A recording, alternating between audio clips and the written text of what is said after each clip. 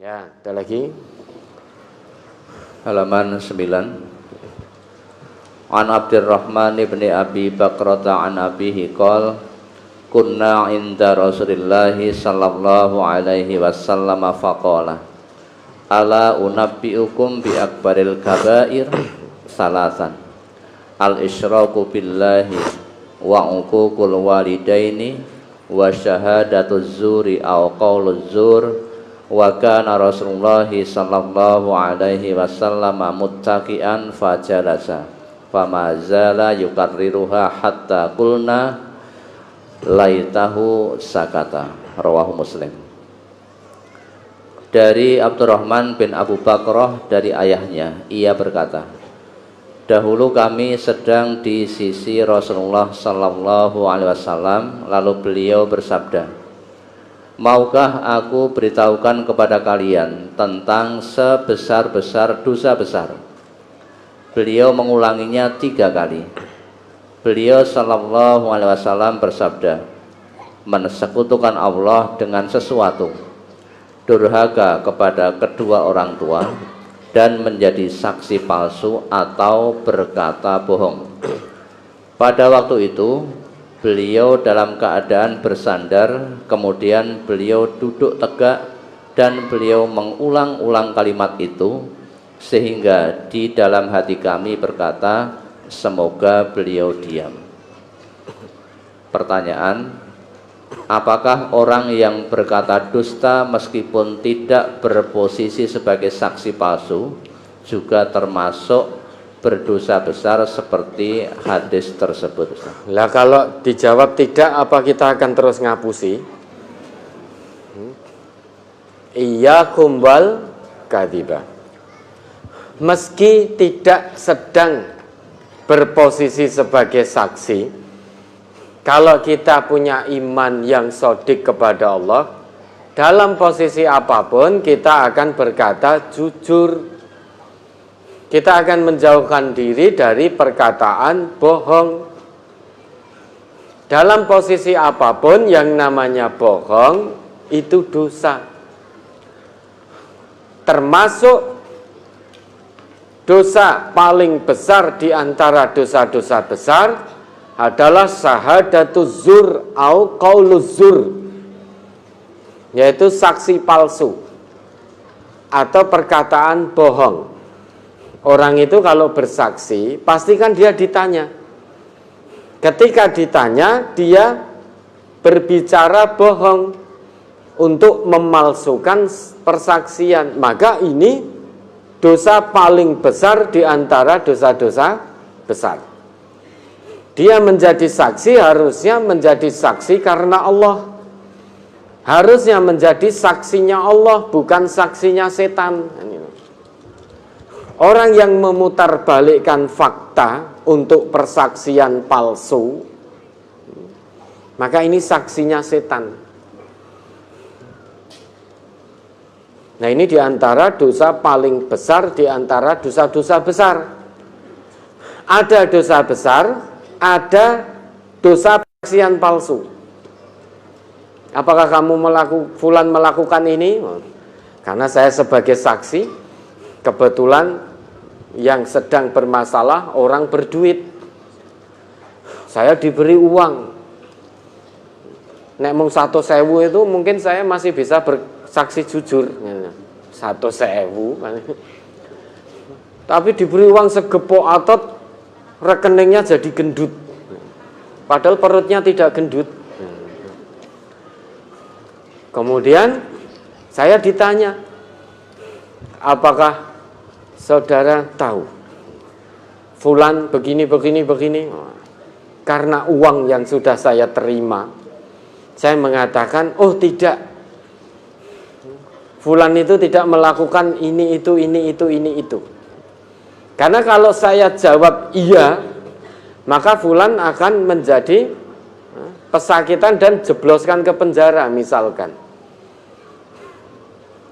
Tapi karena saya sudah mendapatkan uang, saya bersumpah palsu.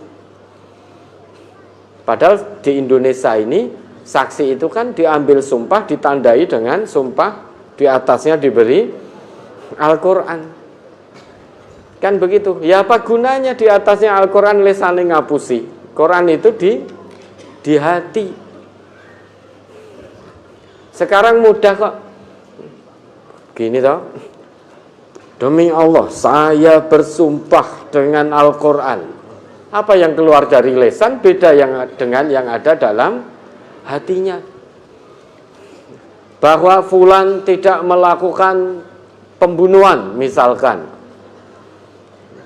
Fulan tidak melakukan kejahatan A, B, C, D dan seterusnya. Betul, saudara berani bersumpah? Berani, karena sudah menerima uang. Itu namanya syahadatuz zur. Dosa paling besar di antara dosa-dosa besar.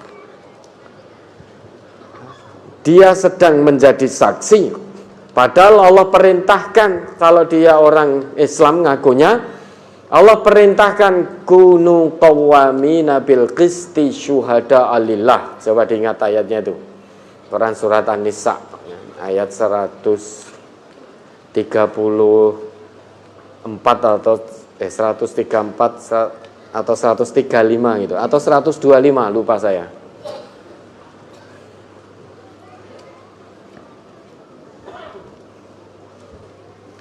Surat An-Nisa ayat 135. Ya. Ya ayyuhalladzina amanu kunu qawwamina bil qisti syuhada'a lillahi walau ala anfusikum awil walidaini wal aqrabin iyyakun ghaniyan aw faqiran fallahu aula bihima wa fala tattabi'ul hawa an ta'dilu wa in talwu aw tu'ridu fa innallaha kana bima ta'maluna khabira. Wahai orang-orang yang beriman, jadilah kamu orang yang benar-benar penegak keadilan, menjadi saksi karena Allah biarpun terhadap dirimu sendiri atau ibu bapak atau kaum kerabatmu. Jika ia kaya atau miskin, maka Allah lebih tahu kemaslahatannya. Maka janganlah kamu mengikuti hawa nafsu karena ingin menyimpang dari kebenaran. Dan jika kamu memutarbalikkan kata-kata atau enggan menjadi saksi, maka sesungguhnya Allah adalah Maha mengetahui segala apa yang kamu kerjakan. Ya ayyuhalladzina amanu, hai orang-orang yang telah menyatakan dirinya beriman. Dan kita sudah menyatakan diri keimanan kita kepada Allah. Maka perhatikan ayat ini dengan baik. Karena ini Allah sedang menyapa hamba-hambanya yang telah menyatakan keimanannya dengan sepenuh hati. Iman yang benar-benar sepenuh hati, bukan hanya pengakuan iman di lisan. Kunu qawwamina bil qisti syuhada'a lillah. Jadilah kamu penegak-penegak keadilan. Dan jadilah kamu sebagai tanda bukti keimananmu itu sebagai saksi karena Allah. Jadilah kamu sekalian, wahai orang-orang yang telah menyatakan dirinya beriman, sebagai tanda bukti keimananmu. Jadilah kalian orang yang senantiasa gagah berani menegakkan kebenaran, menegakkan keadilan, apapun resiko dan konsekuensi yang harus dihadapi. Sebagai tanda bukti keimananmu, jadilah kalian saksi-saksinya Allah. Jangan jadi saksi-saksinya setan. Jadilah penegak keadilan dan saksi karena Allah, meski terhadap dirimu sendiri. Maksudnya, ketika kita sedang berselisih dengan orang lain, kalau memang perbuatan, ucapan, sikap kita tidak sesuai dengan kebenaran agama Allah ini, maka jangan bergudul. Bergudul karena punya pangkat, jabatan. Bergudul tidak mau taslim pada kebenaran Quran dan Sunnah karena punya harta kekayaan. Bergudul karena dipandang mulia oleh masyarakatnya. Kebetulan berselisih dengan orang yang tidak punya pangkat, tidak punya kekayaan, tidak pernah sekolah. Padahal setelah dilihat dalam Quran dan Sunnah, ternyata ucapan, perbuatan, tindakan, sikap kita menyalahi Quran, menyalahi Sunnah. Gara-gara pangkat, jabatan, kekayaan, harta, titel, akademik, kita tidak mau taslim pada kebenaran dinullah. Kalau itu dilakukan, seandainya kita taslim, wah kita malu dengan masyarakat. Berarti lebih malu kepada manusia daripada malu kepada Allah. Kalau itu dilakukan, maka tanda bukti keimanan kita kepada Allah tidak ada. Pengakuan iman kita baru sebatas di lisan. Ternyata belum bisa membuktikan pengakuan iman kita. Nyatanya punya permasalahan dengan seseorang, padahal kalau dilihat dari Quran dan Sunnah, yang benar orang itu atau fulan, yang salah kita. Tapi kita ngotot, bergudul, hanya gara-gara posisi kita menang jabatan, menang harta, menang titel akademik. Malu untuk taslim, malu untuk mengakui kesalahan. Berarti kita belum bisa membuktikan keimanan kita dengan menegakkan keadilan dan kebenaran menjadi saksi karena Allah. Begitu pula terhadap kedua orang tua kita, baik kaum kerabat kita. Kalau memang orang tua kita sedang berselisih atau perbuatan sikapnya, ucapan membela itu dalam hal yang benar, membela kebenaran, bukan membela pembenaran. Kebenaran itu tolak ukurnya Quran dan Sunnah. Pembenaran tolak ukurnya hawa nafsu. Maka yang benar dalam agama ini adalah membela kebenaran terhadap siapapun itu, bukan membela pembenaran. Iyakun ghaniyan au faqiran fallah aula bihima. Lah ini, dia kaya atau miskin, Allah lebih paham, Allah lebih mengetahui kemaslahatannya. Maksudnya, misalkan kita ingin menegakkan keadilan, kebenaran, menjadi saksi tentang satu hal, kebetulan yang harus dilawan adalah orang kaya, seorang yang punya jabatan, maka jangan ingah-ingih, jangan melempem, jangan ecek-ecek. Lah piye wis nampa amplop kandel, wong amplope tok lho, isinya kan belum tentu kandel, sing kandel hanya amplope kan itu. Lah gimana sudah dibayar, lah gimana punya pangkat dan jabatan, backingnya kuat. Backing kuat kan hanya manusia. Backing pembela kebenaran keadilan itu Allah. Mereka backingannya manusia. Pembela kebenaran, penegak keadilan, saksi Allah, itu backingnya Allah. Lah, kuat mana? Allah yang maha kuat.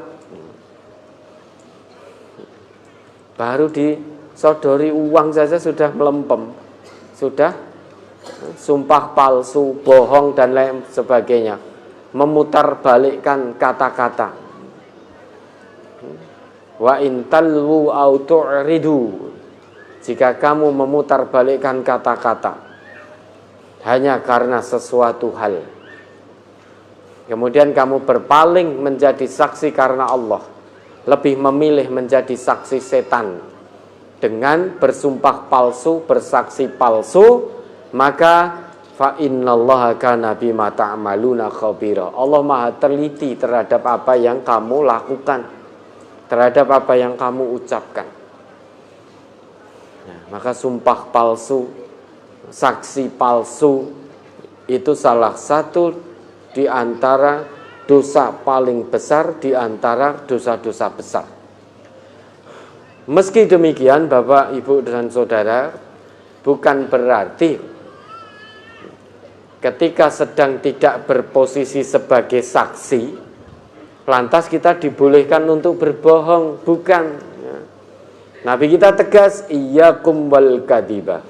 Jauhkan dirimu dari berkata bohong.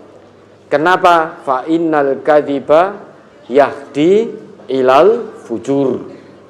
Karena perkataan bohong itu akan membawamu menuju kedurhakaan. Wa innal fujur yahdi ilan nar. Dan kedurhakaan itu akan menyeretmu masuk ke dalam neraka. Wa ma yazalur rajulu yakdzibu wa yataharral kadziba hatta yuktaba indallahi kadzaban. Sudah tahu bahwa kebohongan, kedustaan itu akan membawa pada kedurhakaan. Sudah tahu kedurhakaan itu akan menyeretnya ke neraka, namun akan tetap ada orang yang tetap milih kebohongan dan tetap terus berbohong serta memilih kebohongan sebagai jalan hidupnya karena mendapatkan keuntungan duniawi dengan cara berbohong. Kalau bicara jujur, lepas keuntungan duniawinya, maka dia lebih memilih terus berbohong agar mendapatkan kesenangan duniawi. Sudah tahu bohong itu akan menyeretnya ke neraka, namun demi keuntungan duniawi dia tetap milih menjadi pembohong. Sehingga sampailah dia pulang datang kepada Allah, dicap, disetempel oleh Allah sebagai kadzaban, sebagai seorang pembohong. Bukan kadzib lagi, tapi kadzab, baik kadzib, sighah mubalaghah itu, kadzab. Jadi lebih daripada kadzib, dicap, disetempel oleh Allah sebagai baik pembohong. Ya, dalam kondisi apapun, alaikum bisidqi, bicaralah jujur. Jangan takut untuk bicara jujur. Fa inna sidqa yahdi ilal bir.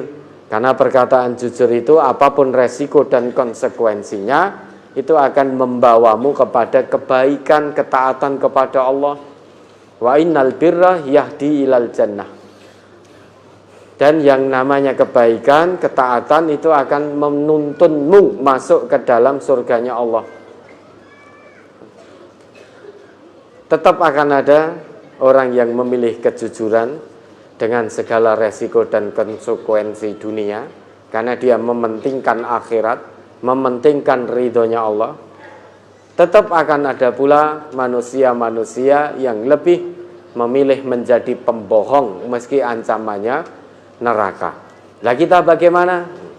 Karena telah menyatakan keimanan sebagai tanda bukti keimanan kita kepada Allah, berkatalah yang jujur dalam segala kondisi dan situasi.